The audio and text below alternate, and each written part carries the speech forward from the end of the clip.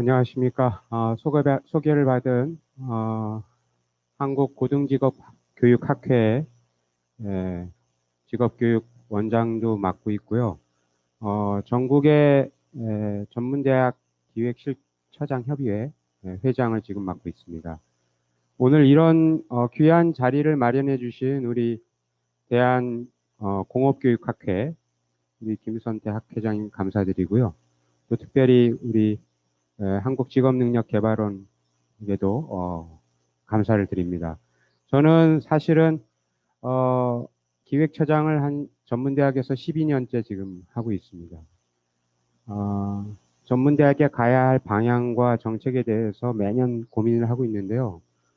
2020년 올해만큼이나 이렇게 다이나믹하고 한 번도 경험하지 못한 시간들을 지금 벌써 7개월째 보내고 있습니다. 오늘 이런 자리를 통해서 제가 하고 있던 이런 고민들, 특별히 여기 이렇게 중등교육과 또 고등교육의 만남, 정말 필요하죠. 그래서 제가 지난번에 국가교육회의에서도 참석해서 말씀드린 부분과 또 앞으로 이런 우리나라의 직업교육의 방향에 대해서 제가 고민한 부분을 말씀드리도록 하겠습니다. 먼저 그 기조 발표를 해주신 우리 서영숙 교수님, 김경애 박사님 정말 공감되는 말씀을 해주셔서 감사합니다. 저는 일단 전문대학에서 교수를 지금 한 20년째 하고 있는데요. 직업교육에 대해서 우리 대한민국이 가야 할 방향성에 대해서 오늘 좀 말씀을 드리고 싶습니다. 그리고 또 지금 올해부터 코비드 19에 대한 그 교육에 있어서의 급하게 대응한 우리 전문대학이 어떻게 대응했는가 그 부분을 좀 말씀을 드리고 또 앞으로 전문대학 또 직업교육이 어떻게 가야 하는가 저의 소견을 발표드리려고 합니다.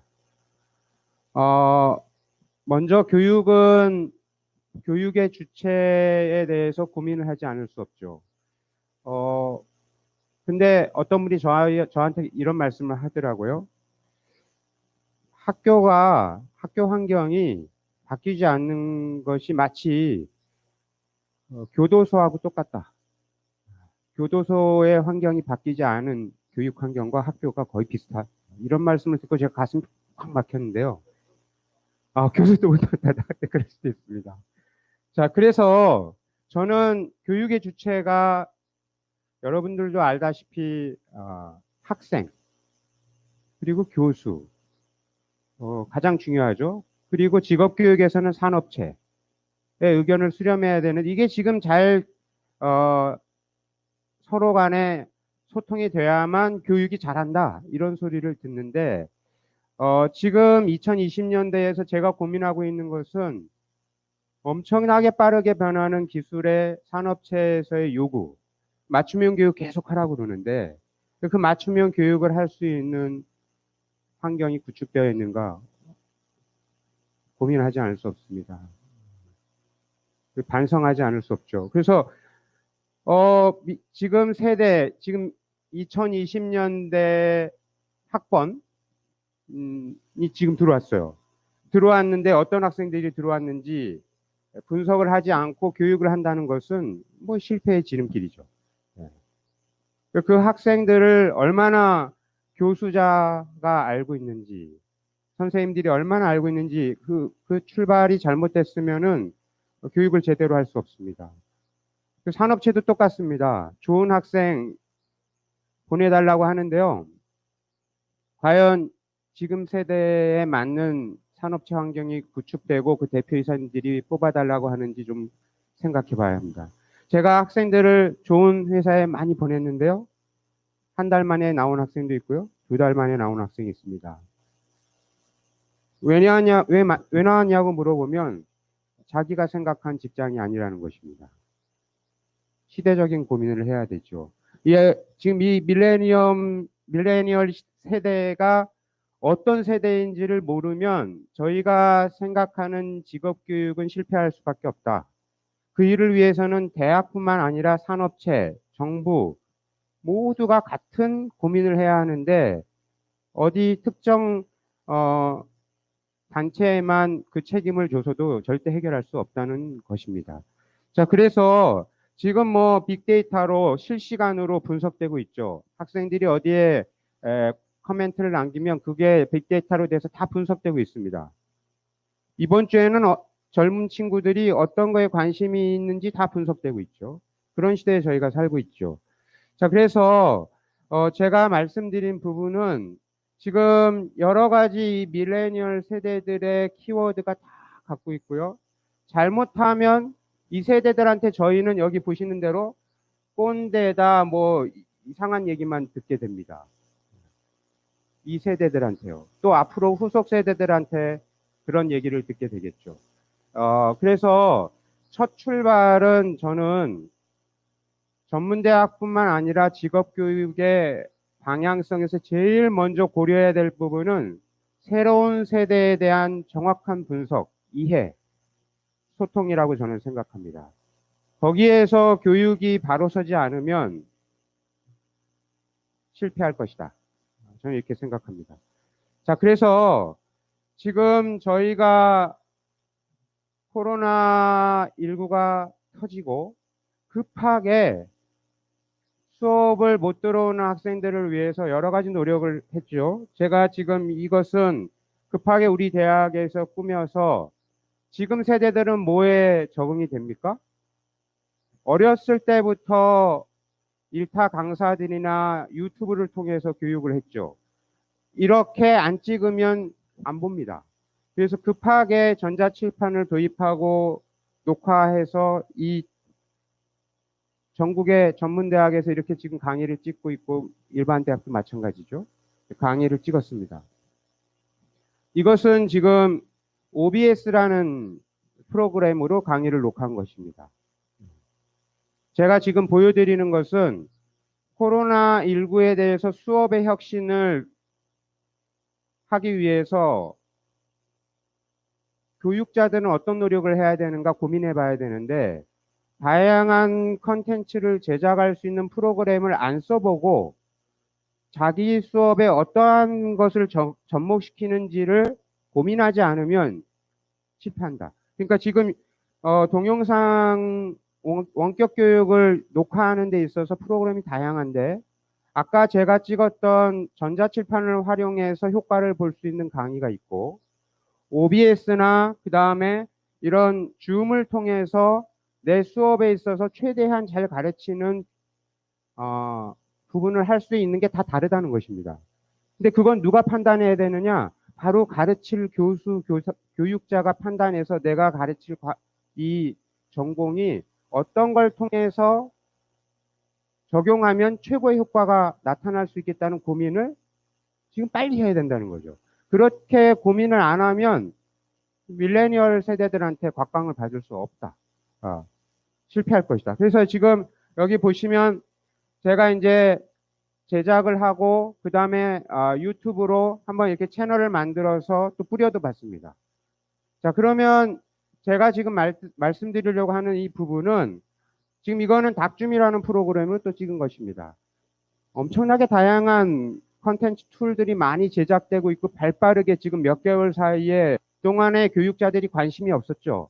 관심이 없었지만 코로나라는 큰 팬데믹을 통해서 우리한테 갑작스럽게 지금 다가왔는데 우리의 방향성은 그럼 어떻게 해야 되느냐? 빨리 교육자들은 내가 가르쳤던 수업에 있어서 어떻게 변화를 줄 것인가, 어떤 툴을 활용할 것인가가 빨리 적응을 하는 데서부터 시작을 해야 한다. 그래서 닥줌을 사용해서 효과적인 것, 이것은 이제 우리 대학에서 모든 교수자, 시간강사를 포함해서 적어도 자기 교과목 소개 동영상은 닥줌으로 다 찍어서 올려라. 다 실시했습니다. 그동안에 강의 계획서만 올려서 종이로 봤던 그 강의 계획서를 학생들이 적어도 그 학기 전에 교수자가 직접 3분에서 5분 동안 자기 교과목을 소개하는 시대에 우리는 살고 있는데 그것을 안 한다면 교육의 혁신은 출발선에서 멈춘다는 것입니다. 그래서 지금 제가 말씀드리는 부분은 먼저 직업교육의 혁신에 있어서 대학과 또 직업교육기관에서는 시대에 맞게 교수자에게 이것을 할 수 있도록 지원도 해주고 또 지원뿐만이 아니라 그런 분위기를 만들어서 발빠르게 적응할 수 있도록 환경을 구축해야 된다는 것입니다. 이러기 위해서는 막대한 예산도 들어갈 것이고 또 협조도 해야 되겠죠. 그래서 지금 여기 보시면 지금 이번 학기에 대면 수업을 거의 못했기 때문에 특별히 여러 교육기관에서 혼란이 있었고 초등학교, 중학교, 고등학교, 대학교 모든 우리나라의 교육기관 또 전 세계 교육기관이 혼란이 있었습니다. 그때마다 무엇을 했어야 됩니까? 순간순간 결정을 했어야 되겠죠. 저희가 교육당국과 정책 결정자들이 순간순간 수업을 해야 하느냐 말아야 되느냐 그럼 어떻게 해야 되느냐 그럼 수업을 아예 안 할 것이냐 여러 가지 고민 끝에 여기까지 저희가 와 있습니다. 그래서 교육기관마다 다 다릅니다. 지금 적용한 게. 어떤 교육기관은 전면 다 대면 수업을 안 한 기관도 있고요. 어떤 교육기관은 그래도 우리가 조금 해야 되겠다. 그래서 병행한 기관도 있습니다. 전문대학은 어떻게 했냐면 여러분 전문대학은 아시다시피 현장 실습이 너무 중요하지 않습니까? 현장 실습을 안 하고 교육을 하면은 안 되죠. 그래서 전문대학은 어쩔 수 없이 현장 실습, 국가에서 꼭 필요해서 그 자격증을 실습을 해야만 따는 교과목들은 그 실습 시간을 채우기 위해서 나름대로 엄청나게 한 학기 동안 고민을 했습니다. 그리고 그것을 요청을 했죠, 정부에. 그러면 그 시험 시수를 줄여달라. 여러 가지 고민을 하고 또 간호학과에서는 VR 컨텐츠로 찍어서 급하게 그 VR 컨텐츠 현장 실습을 교수자가 그 연습하는 것을 VR로 찍어가지고 현장 실습을 대체하는 여러 가지 고민을 지금 하고 있습니다.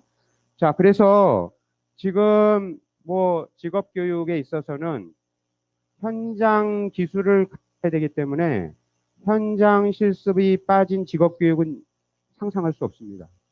그래서 어떤 교육보다도 직업교육은 현장 실습 기반에 있어서 산업체가 요구하는 기술을 가르쳐야 되는데 지금 이번 이 코로나 사태로 인해서 이론은 원격으로 이렇게 잘 가르칠 수 있는데 현장 실습을 어떻게 하느냐 이거에 대해서 지금 엄청나게 고민을 하고 있다. 그래서 지금 이제 이렇게 줌을 통해서 토론도 하고 이건 교회를 하는 모습인데요. 교수들도 모일 수가 없으니까 이렇게 교수회를 줌으로 하고 있습니다. 그래서 줌으로 이렇게 교수회를 하니까 교수님들이 이제 어떻게 합니까? 학생들과도 줌을 통해서 발표도 하고 평가도 하고 이렇게 지금 하고 있죠. 그런데 지금 이제 전문대학은 여기 지금 통계에서 보시면 2004년에 158개 전문대학이 있었어요. 지금 현재 몇 개가 남았느냐? 135개가 남았습니다. 몇 개가 줄은 것이죠? 158에서 135개를 빼면은 23개 전문대학이 사라진 것입니다. 우리나라에서. 그래서 여러분, 자, 그러면 전문대학이 23개가 우리나라에서 사라졌습니다. 그동안 직업교육의 메카라고 불릴 수 있는 전문대학이 우리나라에서 2004년부터 한 16년 동안 23개가 사라졌습니다. 또 제가 전국을 돌아보니까 사라질 전문대학이 더 많이 있습니다. 대학이 지역에서 하나 사라지면 우리나라의 그 지역 경제는 상당한 타격을 입고요. 또 직업 교육을 받아야 될 우리 학생들은 직업 교육을 못 받게 되는 것이죠. 상당히 심각한 문제가 있습니다. 지금 입학 정원 현황을 보시면 처음에 29만 4,250명, 99년에는 지금 2020년에 16만 명 정도 남았습니다. 엄청나게 줄어들었죠. 예측된 학령 인구 감소로 인해서 전문대 학생 수가 이제 16만 명 정도 남았습니다.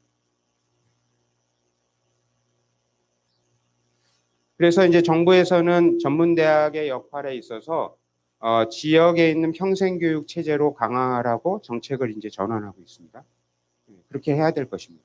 그래서 지금 이미 전문대학에서는 지방에 있는 전문대학들뿐만 아니라 여러 전문대학들이 이미 지역과 협력해서 평생 직업교육 체제를 강화하고 있습니다. 또 국제교류 활성화를 통해서 외국인 학생들도 받고 있죠. 그런데 제가 이제 말씀드리고 싶은 것은 전문대학은 여러분 직업 전문 기술인을 스피드하게 양성해서 국가의 경쟁력을 강화하기 위해서 발빠르게 대처하는 교육기관입니다. 그러기 때문에 전 세계적으로 선진국들은 직업교육만큼은 국가가 책임을 주도하고 국가에서 전폭적으로 지지를 해서 전문 기술인, 국민이라면 태어나서 적어도 직업을 갖고 살 수 있도록 최소한의 보장을 해주는 것입니다. 그러기 위해서 직업교육을 하는 모든 교육기관한테는 국가는 그것을 책임지고 해야만 합니다. 그런데 지금 이게 여기 통계에 보시면 OECD 기준의 학생 1인당 교육비죠. 한국과 OECD 평균 기준을 비교해 놨습니다. 여기서 이제 초, 중, 고, 전문대학, 일반대학 이렇게 쭉 보시면 OECD 기준에 거의 우리나라가 많이 지원하고 있죠. 근데 특별히 전문대학만 50%밖에 안 돼요. 49.1%. 이런 부분에 있어서 우리나라가 과연 직업교육의 미래가 있는가? 다시 한번 생각해 봐야 됩니다.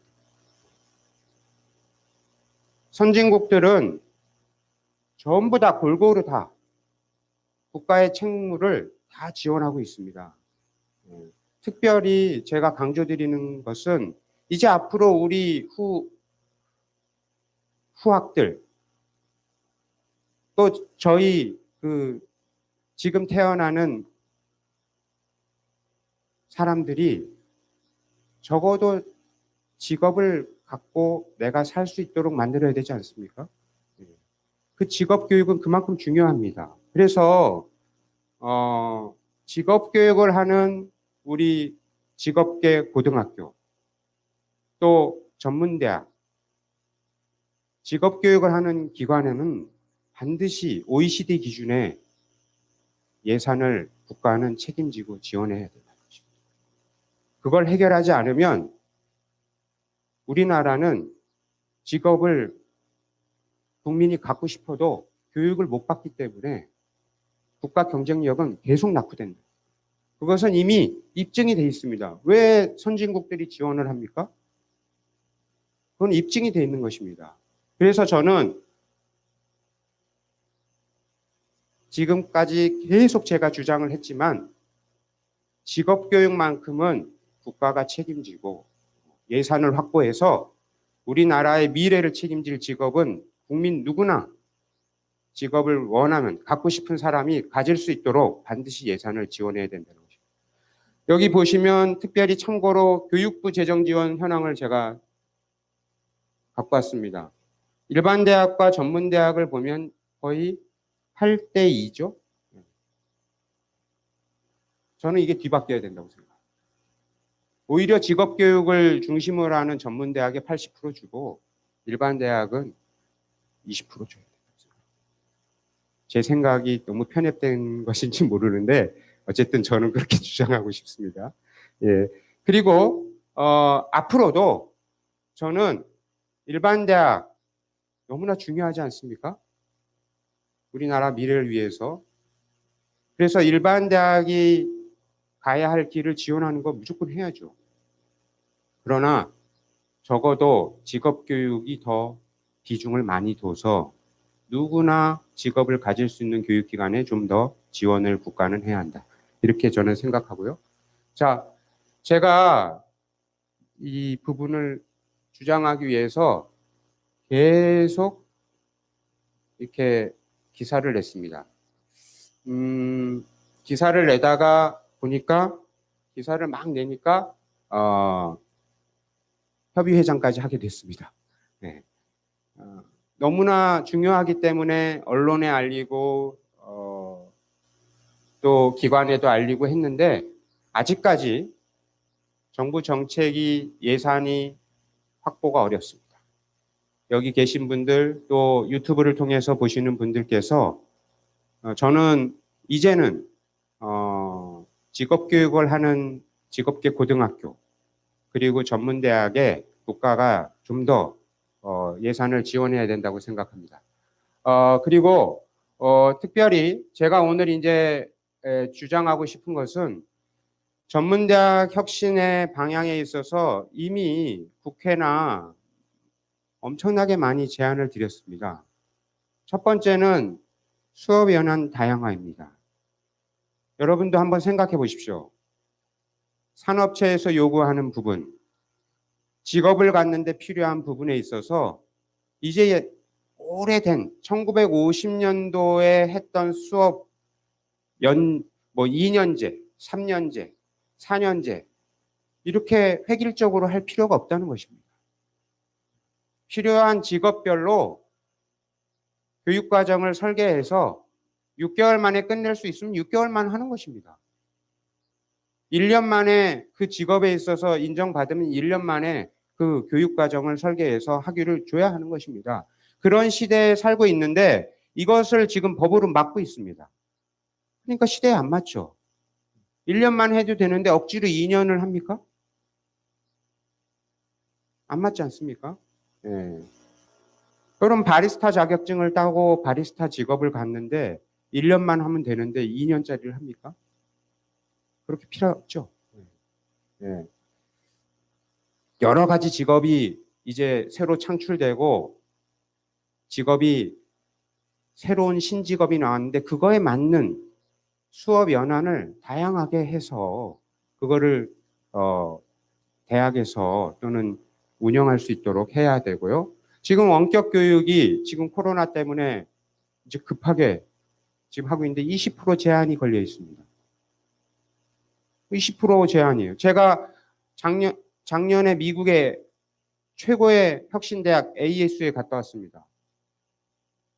모든 교육을 원격으로 합니다.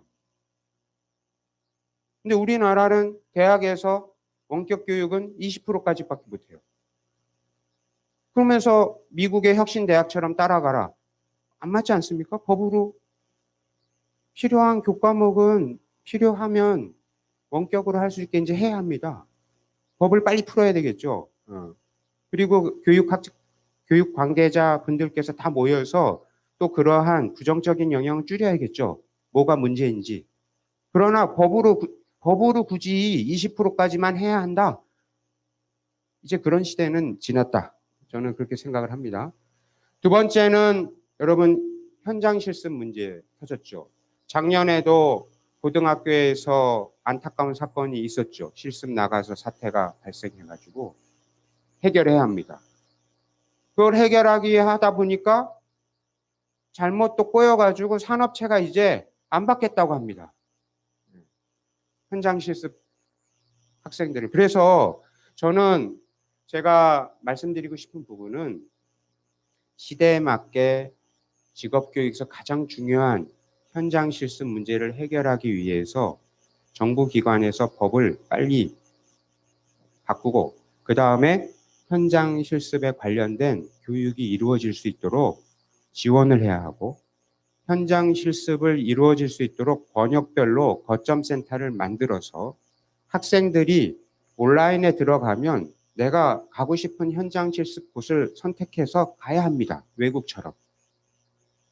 그런 체계를 빨리 우리나라가 갖춰져서 학생이 스스로 내가 현장 실습을 어디를 가야 할지를 선택하고 갈 수 있는 체계가 빨리 와야 됩니다. 그래서 이 부분과 관련해서 직업계 고등학교와 전문대학, 직업교육을 하는 곳에서 현장 실습 갈 곳이 없어서 못 가는 체제가 있으면 되겠습니까? 현장 실습을 많이 보유해 놓고 직업교육을 가려고 하는 학생들이 현장 실습을 갈 곳은 많이 있어서 갈 수 있도록 여건을 만들어주는 게 국가 책무이죠. 근데 지금은 어떤 현상이 발생하느냐? 전문대학 교수님들이 또는 직업교 고등학교 선생님들이 산업체에 가서 막 사정을 해가지고 받아달라고 현장 실습을. 이게 지금 우리나라의 현실입니다. 어떻게 이렇게 될 수가 있습니까? 현장 실습은 당연히 받아줘야 되는 것이죠. 그런 문화가 우리나라에 형성돼야 되고 산업체가 그렇게 현장 실습을 받도록 정부 체제는 갖춰져야 됩니다. 선진국들은 다 그렇게 갖춰져 있죠. 그런데 우리나라는 점점 악화되고 있어가지고 현장 실습을 이제 안 받겠다. 신입 직원 안 뽑겠다. 이게 말이 됩니까? 이렇게 가면 우리나라가 어떻게 되겠습니까? 그래서 반드시 고등학교 현장 실습, 전문대학 현장 실습 너무나 중요하기 때문에 100% 2배수, 3배수 현장 실습 갈 곳을 마련해야 된다. 이 부분은 다 같이 함께 노력해야 된다는 것입니다. 마지막으로 또 제가 강조하고 싶은 게 직업교육진흥법을 제정해 주십시오. 이 부분은 아까 제가 말씀드린 국가에서 반드시 해결해야 될 OECD 기준의 예산을 법으로 제정해서 만들어 주시기를 간곡히 부탁드립니다. 그리고 아까 말씀드린 평생직업교육과 이런 걸 위해 지금 전문대학에서 많은 노력을 하고 있습니다. 또 많은 분들이 협조하고 있습니다. 지자체와 또 지역에 계신 분들 많이 노력하고 있습니다. 또 고등학교와 또 전문대학과 직업교육기관과 지금 엄청나게 협조하고 있습니다. 마지막으로 제가 부탁드리고 또 관심을 가져주시자 하는 것은 수업의 혁신입니다. 저도 교수자지만 수업의 혁신. 근데 수업의 혁신에서 저는 이런 제안을 드립니다. 전문대학에서 지금 학점을 일반 대학하고 똑같이 A, B, C, F 이런 제도를 도입하고 있는데요. 과연 그게 적합할까요? 근데 계속 하고 있습니다. 그런데 전문대학에서는 여러분 만약에 이 컵을 만드는 데 있어서 컵만 잘 만들면 A가 필요하고 B가 필요합니까? 패스하면 되죠. 이 기술을 갖고 있으면. 그래서 저는 전문대학 또는 직업교육만큼은 산업체에서 요구하는 능력이 주어지면 그냥 패스. 만약에 그 능력이 없으면 넌 패스해서 계속 반복 교육을 시켜야 되겠죠. 바꿔야 되겠다. 평가 방식을. 그리고 산업체에 계신 분들이 많이 와서 평가를 참여해야겠죠. 교수자 중심의 평가가 직업교육에서는 절반 이하로 줄어들어야 된다고 저는 생각합니다. 채용할 산업체 분들이 직접 체크를 해서 평가를 해야 된다. 그래서 직업교육의 질 제고를 계속 정부 차원에서 얘기하는데 저는 다른 거 필요 없고 평가 부분에 있어서 학점 부여 방식을 패스, 넌패스로 바꾸고 그 다음에 평가를 산업체 분들이 많이 올 수 있는 체제로 전환을 한다면 반드시 직업교육의 질은 향상될 것이고 취업 만족도도 저는 높아질 것이라고 이렇게 생각을 합니다. 시간이 많이 지났는데요. 제가 이걸 좀 보여드리고 싶은데 지금 전문대학에서 이렇게 지금 교육을 하고 있습니다. 여기 지금 이게 여러분 VR로 이렇게 이제 학생들이 체험을 하는 것인데요. 이거를 딱 누르면요. 지금 학생들이 얼마나 재미있어 하는지 지금 제가 안타깝습니다. 이거 눌리면요. 학생들이 막 재밌어 하고 막 자기네들끼리 합니다. 무슨 말씀을 드리려고 그러냐면 아까 어떤 분도 말씀하셨죠. 과거에는 교수가 1시간이면 1시간 자기가 다 가르쳤잖아요. 근데 이제는 가만히 냅둬도 여기서 의학 용어를 공부하는 모습인데요. 의학 용어를 전문대 학생들이 제일 어려워해요. 근데 이렇게 자기 학습할 수 있도록 해가지고 자기가 게임식으로 이렇게 하는데 너무나 재밌어 합니다. 교수자는 옆에서 그냥 체크만 하고 있습니다. 이 부분을 저희가 고민을 좀 해서 직업교육에 있어서의 방향성에 대해 있어서는 교육 방법도 과감히 바꿔야 된다.